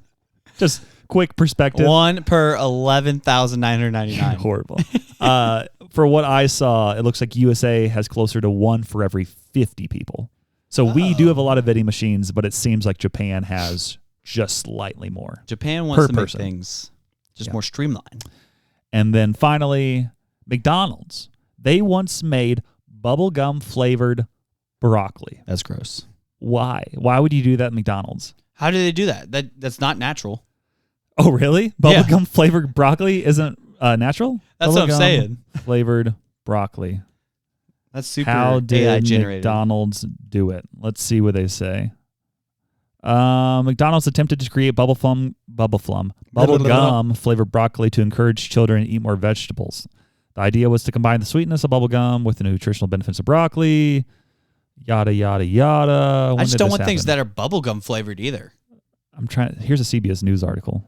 Let's see when they try to get this. Yeah, I don't really know when this happened, but it seems weird. No one does. Yeah. But bubblegum flavored broccoli. McDonald's tried to do it back in the day, but it doesn't matter because they're back to doing what they do best. Low quality hamburgers, but a decent app to get good breakfast menu items. And I love that for them. Yeah, their hash browns slap. But yes, that has been Samuel's Little Known Facts Part 22. Yeah. Little Known Facts. And now, it's time for Jokes with Jack. What's up, guys? I'm sending this one from my phone in my car this week because it's fitting for the story. Yeah, story time with Jack, not just a joke. I hope you enjoy. So last week I was driving in my car and I'm driving on Highway I-4 in Florida. If any of you know about Highway I-4, it's like the deadliest highway in the US of A. Whoa. And I'm heading, I-4 west.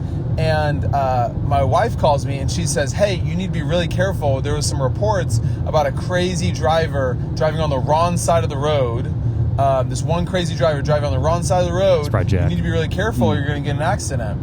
And I say, one crazy driver? I see hundreds of them.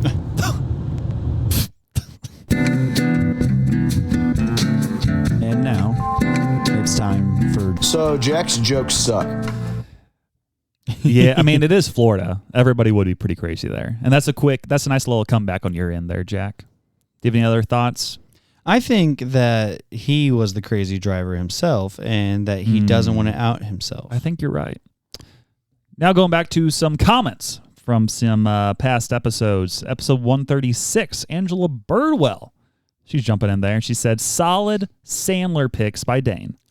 Blended with Drew Barrymore is a good one, and also Bedtime Stories and Pixel. And then Jack Holmgren responded with, Bedtime Stories is fire emojis. Like 3 fire emojis. Is fire emojis. Yes. And then also Jack Holmgren put, Ryan is MVP this week. That was hilarious. Also, Trash Picks Dane, Trash Picks Dane, Trash Picks Dane. And then Reiner responded, brother, I was not expecting that. Honestly, forgot I even sent it. And that was in regard to the clip about the soccer, if you remember. That was crazy. We had to cancel Reiner. I remember that now. And then we also had a poll, which movie arguments were better, Samuel and Will Ferrell or Dane and Adam Sandler? And with 71.4% of the vote, Samuel and Will Ferrell took home the dub. It's probably because people just like Will Ferrell movies Will Ferrell movies are way better. Yeah, that's probably more so why it is. And we talked about that before. And even before, you're like, I have more arguments for Will Ferrell. I'm like, well, I feel like you probably know Adam Sandler better, so you should take that one. Yeah, it was an uphill battle. Yeah. Some old episode comments. Elizabeth Virgil hopped into episode 134 and episode 135 and left some comments. One of them, she put, feel like I laughed extra this episode. 100% agree with Dane's take on summer. I really like the broccoli cheddar soup from Panera, but agree it's super overpriced, so rarely eat there. I love Dairy Queen, though, and honestly think they have the best fast food fries, but maybe it's just because they're prepared so perfectly with my blizzard. Now that's a hot take. Well, maybe, but she said, I don't know what their fries taste like off the top of my head. I've had them. They're fine. Yeah. They're not like, oh my goodness, I need to write home about this. They're not terrible though. Yeah, I don't know, but I can understand the argument there. I'm taking Wendy's fries. Then episode 135, she said, I'm so thankful y'all are committed to making the podcast weekly with them clapping hands. Dane, I appreciate you sharing about the conversation you had about why you raise your own funding. I always think it's good to be challenged and something we find commonplace. It keeps us in check and makes us dig into the Bible to confirm we are living biblically. Thank you, Elizabeth. Yeah, I haven't seen that lady since she challenged me on support raising. Oh, I forgot. I'm like, yeah. You've never seen Elizabeth Virgil. Like we read the comments. I haven't seen her since these comments. I haven't seen her since these comments. Yeah. No, shout out. Coming back around now. Here. Hopefully she found a good church to go to. We'll see. I don't really know. I hope she reads the Bible. Yeah. Speaking of reading the Bible, our number one sponsor of the week is Jesus Christ of Nazareth, and Dane's got a word for us today. Is that where we're at right now? Yeah, that's where we're at. All right. So welcome back to Jesus as our weekly sponsor. By that we mean every day, every moment, every hour, every second sponsor. And specifically, I finally finished the 4 Gospels. So for January 1st, I started reading the Gospels, and I just now finished. There you go. So if that puts in perspective for how slowly I read, but also I try to read like a paragraph or 2 or a chapter-ish a night. So it depends on like how meaty it is and also how much time I have, honestly. So okay, just really quick, I'm about to interrupt you, but my headphones just died, and I'm like, will these even work? And then I guess they kicked into like it's just working through my cord that's connected in, and it sounds really strange, but I'm surprised it worked. I didn't know it could do this. You sound the same to me. I sound different to myself, but you come through fine. Nice. Okay, sorry, you can get back. So Jesus was saying, so then, I read like a paragraph, and then I finally finished the 4 Gospels. And so my goal is to read through the entire New Testament, and I was going to be in the year, but then now it's going to be probably more, obviously, if I'm now into right after. So what I did was I did Matthew, Mark, skipped Luke, went to John, then came back to Luke, and then now I am in Acts, because Acts is a continuation of Luke. So, because Luke wrote Acts, and Luke keeps writing here. And so now in Acts 4, I'm actually reading through it. I'm in Acts 2 right now. I think I might have just finished Acts 2 last night. And so they're talking about, they're like, okay, now Jesus, like he died, he rose from the dead, he appeared to us. And also there's a key thing, I think at the beginning of Acts here, where it says he revealed to them the knowledge of the scriptures. So during the Gospels, they were like really dumb and didn't understand what Jesus was saying, and then all of a sudden Jesus gives them knowledge of the scriptures, similar to what we have now. And so now they're like, we got to take this everywhere. We got to like meet together first, and then they elected Matthias to be the new disciple. And then now they're like, okay, what do we do here? What do we do now? And then they're in front of a group of people, and right here in Acts 4, I'm reading 16 through 20, and it says, what shall we do to these men? This group of people is saying about the group of the disciples who are saying that Jesus Christ is the Lord. So what shall we do to these men? For a notable sign has been performed through them, is evident to all the inhabitants of Jerusalem, and we cannot deny it. But in order that it may spread no further among the people, let us warn them to speak no more to anyone in this name. Because they didn't want Jesus to have all the power. They wanted themselves to have all the power. Like, we think Acts is so much further down the line than the Gospels, but Acts is right after the end of the Gospels. And so the Pharisees are still on the scene. They're like, hey, wait a second, guys. Okay, we know you think Jesus rose from the dead and we saw some crazy things happen, but we need to still have the power. But they're like, no, we need to tell you to stop preaching and teaching in Jesus' name. So then pick it up in verse 18 here. So they called them and charged them not to speak or teach in the name of Jesus, but, and this is the crux of everything here today, and this is awesome here, but Peter and John answered them, whether it is right in the sight of God to listen to you rather than to God, you must judge. For we cannot speak of what we have seen and heard, but but speak of what we have seen and heard. So they're saying here, like, you guys can tell us, like, hey, don't talk about Jesus and don't speak in the name of Jesus, and we will determine before you guys if we should listen to you guys or if we should listen to the Christ, to God. And guess what? We're going to listen to God. We're not going to listen to you guys. That's basically what Peter and John are saying. And because we cannot help but speak of what we've seen and heard, we've seen too much. Yeah. It's kind of like in our lives. We've seen too much. And so, let's see here. Peter, like this timeline that Peter's even on, like in the grand scheme of things, going from denying Jesus 3 times to Jesus saying that he loves him 3 times to now saying he won't stop speaking about Jesus, even though they're telling him to not to. And so Peter eventually goes on to be, I believe he was crucified upside down because he did not want to die in the same manner as his Lord.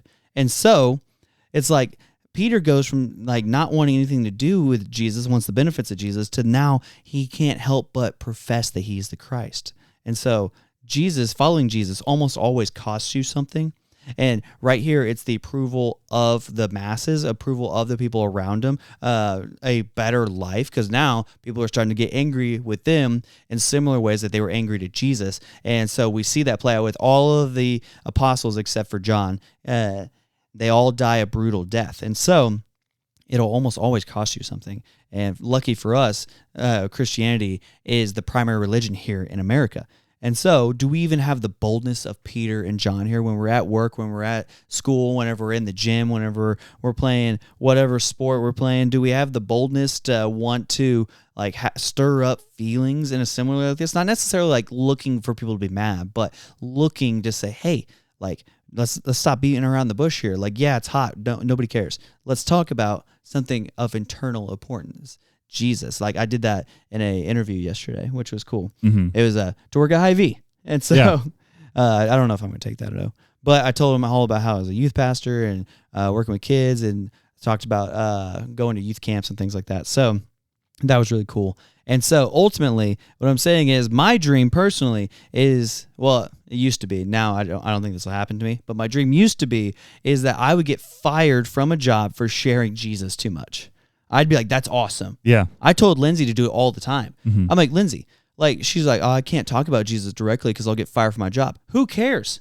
I'm like, that's fine. Go to another job. I'm like, this is the point of everything. Mm-hmm. Like, the point of our entire lives is to point people back to Jesus. And if we need to risk our jobs doing that, let's do that. Like, that's why I ended up getting a job in ministry to where I can be like, hey, this is my entire job is to proclaim Christ. So why are we wasting time worrying about, oh, I'm going to get fired from my job and this and that, when Jesus literally gives us enough for our daily bread?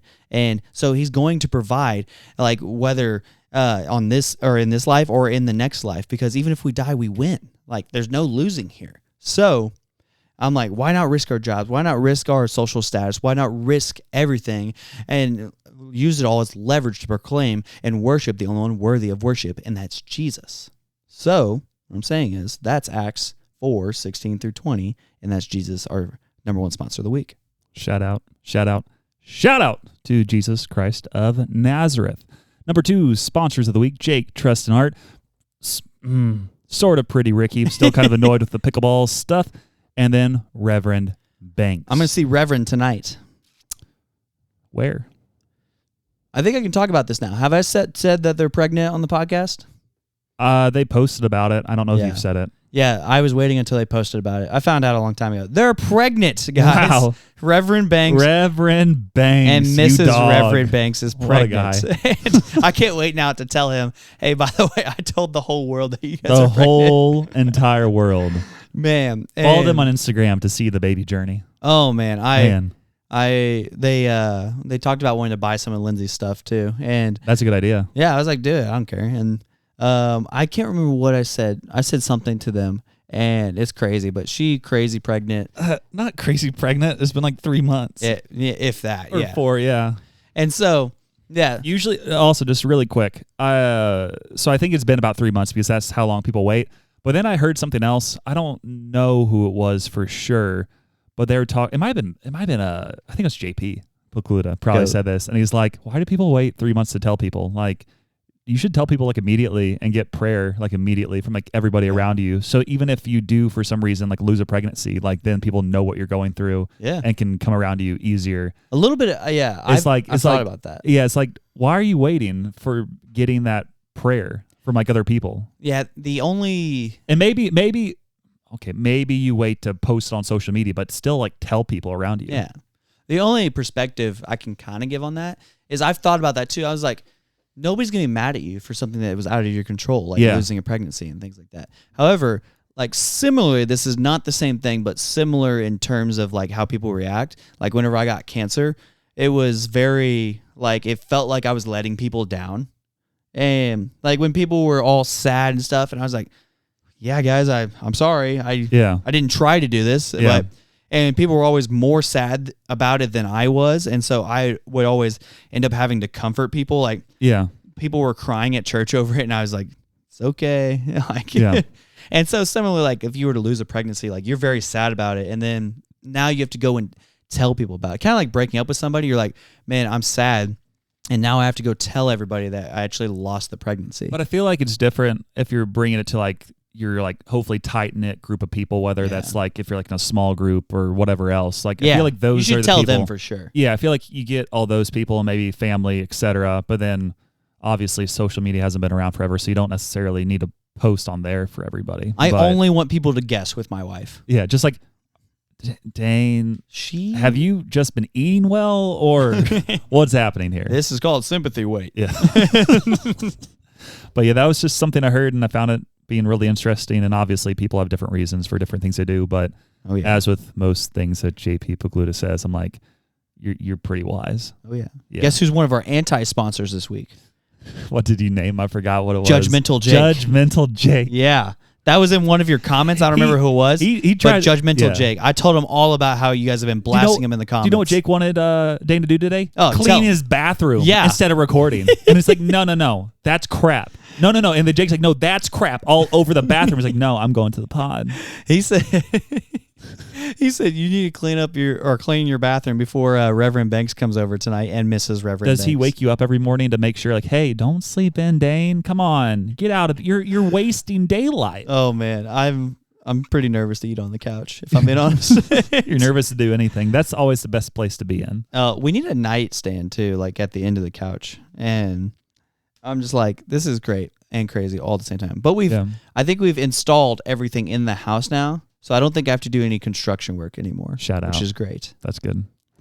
And then number 3 sponsor of the week is the end of summer vibes. Wow. Yeah. It's kind of weird, again, like when you're in a normal profession where all the seasons kind of blend together. Yeah. But it is starting to sort of get cooler at the end of the summer. We had a few day period. It was where 97 yesterday. Well, there was like a few days though, like last week where that here was in Springfield great. was randomly like in the 70s and 80, like low 80s. I'm like, there was a day it didn't get above 80. That was awesome. Like, I know it's going to jump around to like 98 soon. It did. Jump around. But there is hope of, I guess, cooler weather ahead, even though I love the heat. The heat's nice. No.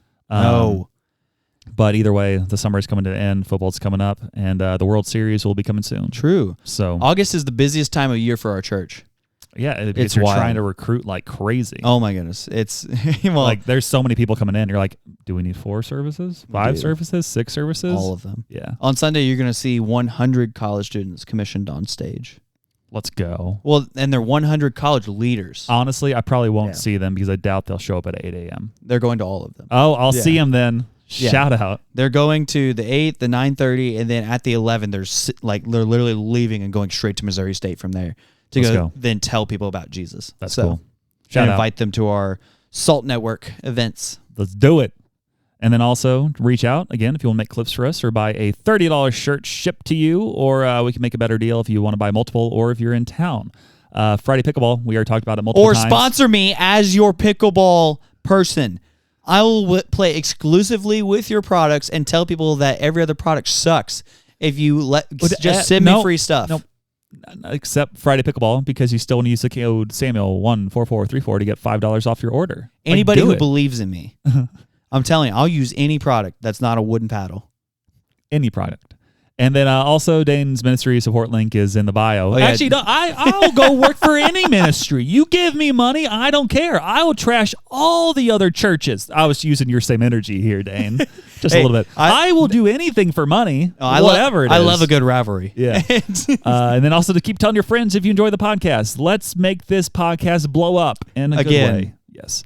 And then also, please, please, please leave 5 stars on Spotify and Apple. Leave us voice memos if you want to be part of a future episode. Follow our Instagram and TikTok. And thank you again for listening to episode 137 of the Until Next Week podcast.